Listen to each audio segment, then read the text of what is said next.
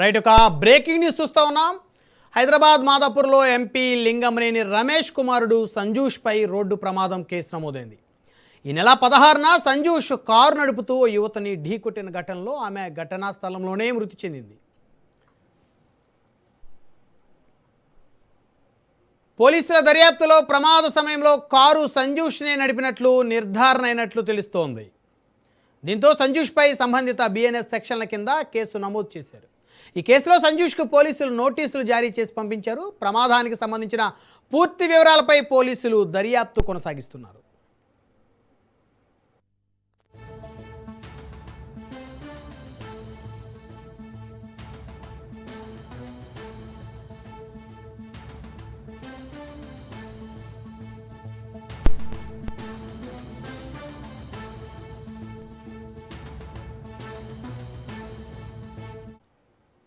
ఇక breaking news చూస్తా ఉన్నాం. జనసేన పార్టీ రాజ్యసభ సభ్యుడు లింగమనేని రమేష్ కుమారుడు సంజూష్పై బిఎన్ఎస్ సెక్షన్ల కింద కేసు నమోదైంది. లింగమనేని కుమారుడు సంజూష్పై రోడ్డు ప్రమాదానికి సంబంధించినటువంటి కేసు నమోదైనట్టు తెలుస్తోంది. ఈ నెల 16న కారుతో యువతిని సంజూష్ ఢీకొట్టినట్టు తెలుస్తోంది.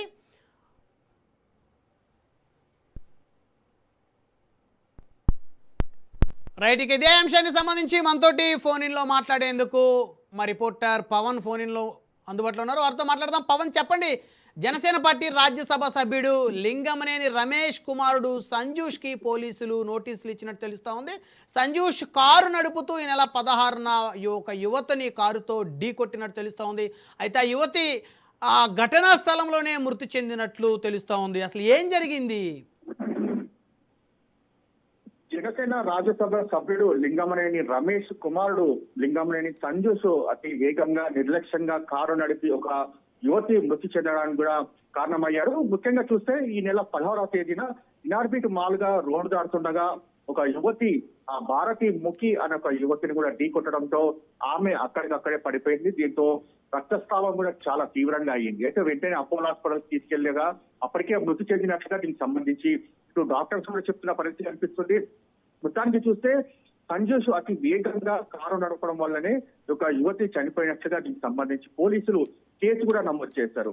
అయితే ఇందులో చూస్తే మాత్రము ఆమె ఇనార్బిట్ మాల్ నుంచి ఎదురుగా రోడ్ దాటుతుండగా ఈ యొక్క ప్రమాదం కూడా చోటు చేసుకుంది. ఆమె లైఫ్ స్టైల్ స్టోర్ లో సేల్స్ గర్ల్ గా పనిచేస్తుంది. ఆమె వయసు 26 సంవత్సరాలు.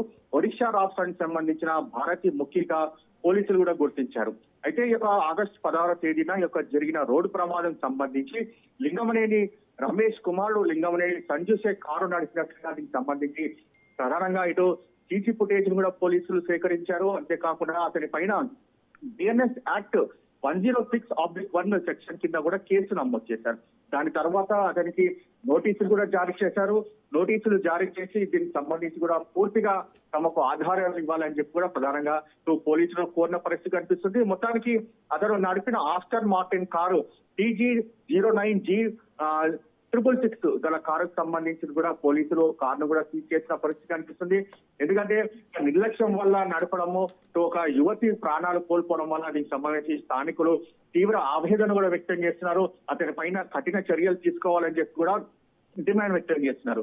ఎందుకంటే అది జీవనాధారం కోసము ఒడిశా రాష్ట్రం నుంచి ఇక్కడికి వచ్చి ఒక స్టోర్ లో పని చేసుకుంటూ బతకడము, అంతేకాకుండా వారు భోజనంకి వెళ్లి భోజనం తీసుకొని తిరిగి వస్తుండగా యొక్క ప్రమాదం చోటు చేసినట్లుగా ఇప్పటికే ఇటు పోలీసులు కేసు కూడా నమోదు చేసిన పరిస్థితి కనిపిస్తుంది. మొత్తానికి ఘటనకు సంబంధించి అన్ని కోణాల్లో కూడా దర్యాప్తు జరుపుతాం, ఇందులో ఇంకా ఎవరైనా ఉంటే వారిపైన కూడా చర్యలు తీసుకుంటామని చెప్పి ప్రధానంగా పోలీసులు కూడా అంటున్నారు. అయితే పవన్, ఈ నెల 16వ తారీఖున జరిగినటువంటి యాక్సిడెంట్కి సంబంధించి అంటే 4 రోజులుగా ఈ అంశాన్ని బయటికి రాకుండా ప్రయత్నాలు ఏమన్నా ఎవరైనా చేశారా? అంటే ఖచ్చితంగా ఈ కేసుకు సంబంధించి మాత్రము ప్రధానంగా 4 రోజుల తర్వాత ఈ రోజు ఆ కేసు వెళ్లోకి రావడం వెనక అసలు ఏం జరిగింది అనే దానిపైన కూడా దీనిపైన ఇటు స్థానికులు ఆగ్రహం వ్యక్తం చేస్తున్నారు. ఎందుకంటే ఒక రాజ్యసభ సభ్యుడు కొడుకైతే ఏంటి, ఒక సామాన్య వ్యక్తి అయితే ఏంటి, తప్పు చేసిన వాళ్ళు ఎవరైనా తప్పు అనుభవించాల్సిందే అనేది మాత్రం ప్రధానంగా స్థానికులు కూడా ఆవేదన వ్యక్తం చేస్తున్నారు. అయితే ఎఫ్ఐఆర్ సంబంధించి మాత్రము పూర్తిగా చాలా రహస్యంగా కూడా ఉంచిన పరిస్థితి చూస్తున్నాం. ఎందుకంటే ఎఫ్ఐఆర్ సంబంధించి మాత్రము కొన్ని చిన్న సంబంధించిన మధ్యతరగతి వారైతే వారి పైన అనేక కేసులు బనాయిస్తారు, వెంటనే అరెస్ట్ చేసి జైలు కూడా పంపించారు. కానీ ఇక్కడ మాత్రం కేవలం నోటీసు ఇచ్చి పంపించడం దాని వెనక ఏముంది అనే దానిపైన కూడా ప్రధానంగా ఇటు స్థానికులు కూడా ఆగ్రహం వ్యక్తం చేసిన పరిస్థితి కనిపిస్తుంది. బాధితురాలకి ఎవరైతే మృతి చెందారో వారి కుటుంబ సభ్యులకు న్యాయం జరిగే విధంగా కూడా పోలీసులు ముందుకు వెళ్ళాలి అనేది మాత్రం ప్రధానంగా ఇటు మృతికి సంబంధించిన ఎవరైతే చనిపోయిన యువత ఉన్నారో వారి కుటుంబ సభ్యులు కూడా పెద్ద ఎత్తున ఆవేదన వ్యక్తం చేస్తున్న పరిస్థితి కనిపిస్తుంది. వెంటనే ఎంపీ కుమారుడు సంజోష్ ని అరెస్ట్ చేసి జైలుకు పంపించాలి. ఇలాంటి వ్యక్తులకు నోటీసులు ఇచ్చి పంపించొద్దు. ఎందుకంటే ఇలాంటి వ్యక్తులు బయట ఉంటే చాలా ప్రమాదకరమని కూడా మనకు స్థానికుడు చెప్తున్న పరిస్థితి కనిపిస్తుంది. ఎందుకంటే వారు దీనికి సంబంధించి కారు అతి వేగంగా నడపడము, ఒక యువతి చనిపోవడం గల కారణం కావడము, ఇంకా ఇలాంటి ఎన్ని యాక్సిడెంట్లు చేస్తారు వీరు. ఇలాంటి వ్యక్తులను బయట ఉండొద్దు, వీరంతా కూడా జైల్లోనే ఉంటే మిగతా సంబంధించిన వారంతా కూడా సేఫ్ గా ఉంటారని చెప్పి కూడా ప్రధానంగా చాలా మంది కూడా చెప్తున్న పరిస్థితి కనిపిస్తుంది. మొత్తానికి ఓవరాల్ గా మాత్రము ఈ యొక్క కేసు సంబంధించి ఇప్పుడు వెల్లోకి వచ్చింది. దాని తర్వాత అన్ని కోణాలు కూడా దర్యాప్తు జరుపుతున్నామని చెప్పి పోలీసులు అంటున్నారు. Right, thank you Pawan.